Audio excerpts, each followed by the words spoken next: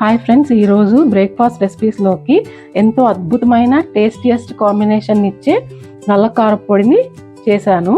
ఇప్పుడు మీకోసం ఆ రెసిపీని చూపించబోతున్నాను. ఈ నల్ల కారపొడి మనకి దోశలకు కానీ ఇడ్లీలకు కానీ అలాగే ఉప్మాలు ఇష్టపడే వాళ్ళు ఉప్మాలకి, సేమియా ఉప్మా అయినా రవ్వ ఉప్మా అయినా ఏదైనా ఆ ఉప్మాలకి కాంబినేషన్గా చాలా బాగుంటుందండి. దానికి ఇంకా టేస్ట్ ఎన్హాన్స్ చేయడానికి నెయ్యి యాడ్ చేసుకోవాలి తప్పనిసరిగా. అప్పుడు ఇంకొంచెం టేస్టీగా ఉంటుంది మన బ్రేక్ఫాస్ట్ అనేది. చాలా బలం కూడా వస్తుంది పిల్లలకి. మినుములు వాడడం కనుక చాలా బలం వస్తుంది, ఫైబర్ కూడా ఉంటుంది. పొట్టు మినుములు వాడడం ఇందులో.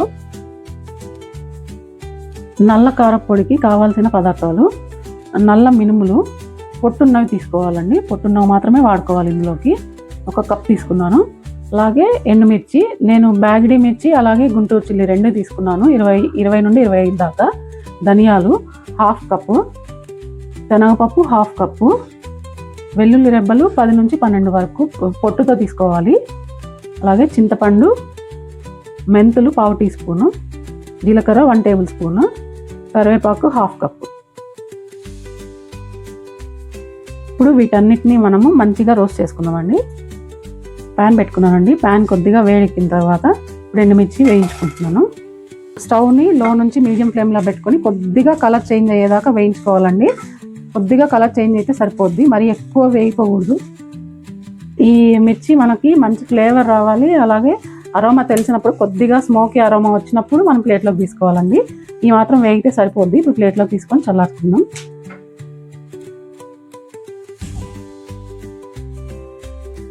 మెంతులను ఒకసారి వేయించుకుంటున్నాను, డ్రై రోస్ట్ చేసుకుంటున్నాను.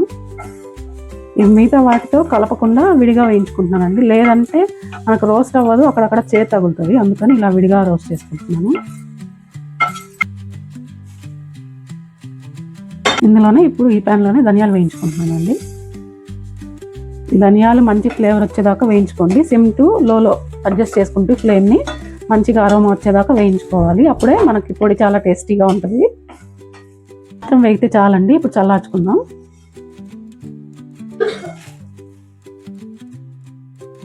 ఇప్పుడు శనగపప్పు వేయించుకుందామండి.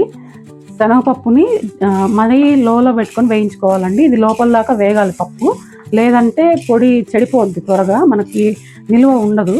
సో మనం సిమ్లో పెట్టుకొని కొద్దిగా స్లోగా వేయించుకోవాలి పొడిని.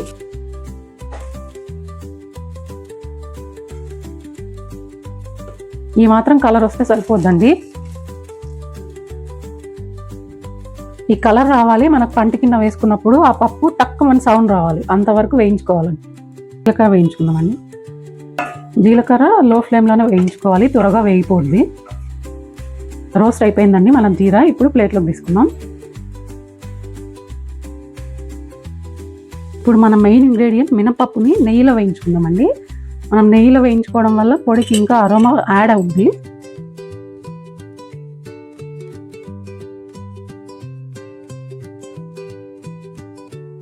ఇప్పుడు ఈ నెయ్యిలోకి మినపప్పు యాడ్ చేసుకుంటున్నాను.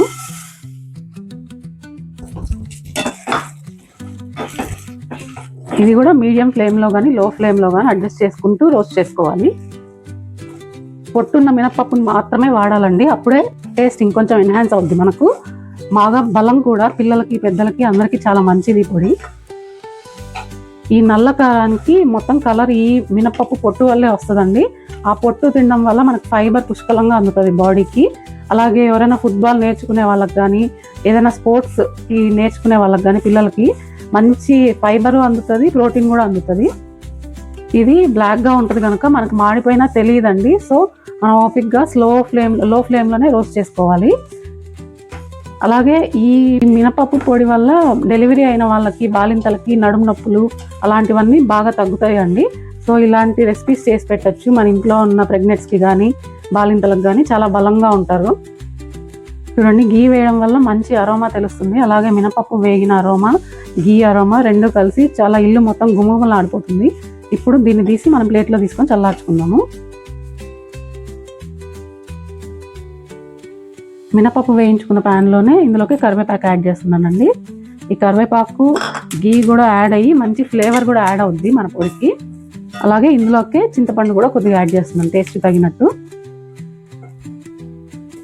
ఇది బాగా కరకరలాడేదాకా రోస్ట్ చేసుకోవాలండి కరివేపాకుని.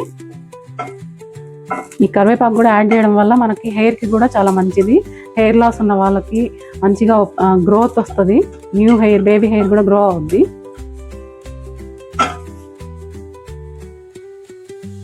కొద్దిగా వేయితే సరిపోద్దండి. ఆల్మోస్ట్ సౌండ్ వస్తుంది చూడండి, కరకరామని. కొద్దిగా రోస్ట్ అవుతే సరిపోద్ది. మనం తీసుకొని ప్లేట్లోకి చల్లారబెట్టుకుందాం. వేగిపోయిందండి మన కరివేపాకు, కరకర సౌండ్ వస్తుంది. సో ఇప్పుడు ప్లేట్లోకి తీసుకొని చల్లారబెట్టుకుందాం.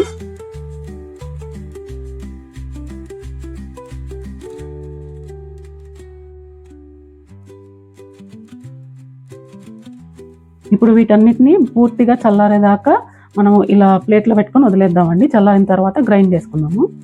ఈ రెడ్ చిల్లీ బాగా చల్లారిపోయినాయండి. ఇప్పుడు వీటిని గ్రైండ్ చేసుకుందాము. వీటితో పాటు వెల్లుల్లి రెబ్బలు పొట్టుతో సహా వేసుకుంటున్నాను.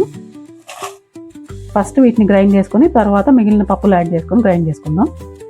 చూడండి, బాగా గ్రైండ్ అయిపోయింది, మెత్తగా అయిపోయింది. అక్కడక్కడ పలుకుగా ఉంది. అలాగే ఉండాలి మన పొడికి, అప్పుడే టేస్ట్ బాగుంటుంది. ఇదే జార్లోకి మనం మిగిలిన పప్పులన్నీ యాడ్ చేసుకొని కొద్దిగా వేసుకుంటూ గ్రైండ్ చేసుకుందామండి.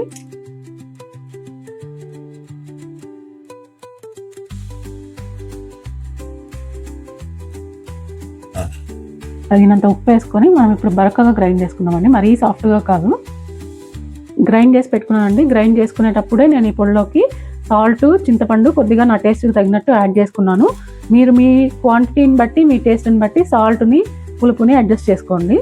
ఈ పొడి కొద్దిగా చల్లారిన తర్వాత మనం 8 కంటైనర్లోకి, ఏదైనా సరే ప్లాస్టిక్ అయినా గ్లాస్ అయినా, దాన్ని 8గా పెట్టుకుంటే ఒక 6 months వరకు స్టోర్ చేసుకోవచ్చు అండి. ఫ్రెష్గా ఉంటుంది. మనం ఇడ్లీలోకి, దోశల్లోకి, పెసరట్లోకి, వేట్లోకైనా, టిఫిన్స్లోకి చాలా అద్భుతంగా ఉంటుంది టేస్ట్. ఈ ఇడ్లీలోకి మనం చేసుకున్న నల్లకారం చాలా అద్భుతంగా ఉంటుందండి. మనం ఇడ్లీ ఇష్టపడని వాళ్ళు కూడా తినడానికి చాలా ఇంట్రెస్టింగ్గా తింటారు. ఇలాంటి కారపొళ్ళు చేసి పెడితే మనం ఇడ్లీలకి మనం ఇప్పుడు నెయ్యి వేసుకుందామండి. ఈ నెయ్యి యాడ్ చేసుకోవడం వల్ల మనకి టేస్ట్ ఇంకొంచెం ఎన్హాన్స్ అవుద్ది.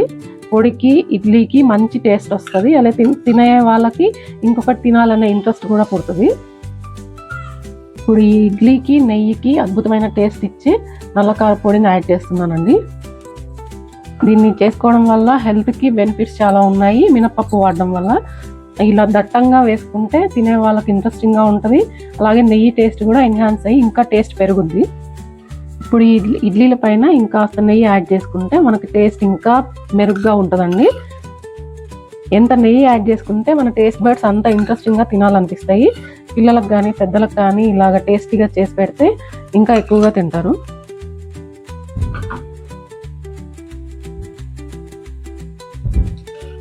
ఈ పొడిలోకి నెయ్యి వేసుకొని తింటే మన బ్రేక్ఫాస్ట్ ఏదైనా సరే ఇంకా తినాలనిపిస్తుంది. పిల్లలు కానీ, పెద్దలు కానీ చాలా ఇష్టంగా తింటారండి నెయ్యి కనుక యాడ్ చేస్తే. ఈ పొడి వల్ల మనకి దోశలు, ఇడ్లీలు, రెగ్యులర్గా చేసుకునే పచ్చళ్ళతో కాకుండా ఈ కాంబినేషన్లో ట్రై చేయొచ్చు. చాలా డిఫరెంట్గా, హెల్దీగా కూడా ఉంటుంది. ఆయిల్ లేకుండా గీతో సర్వ్ చేసుకుంటే చాలా టేస్టీగా ఉంటుంది మనకు.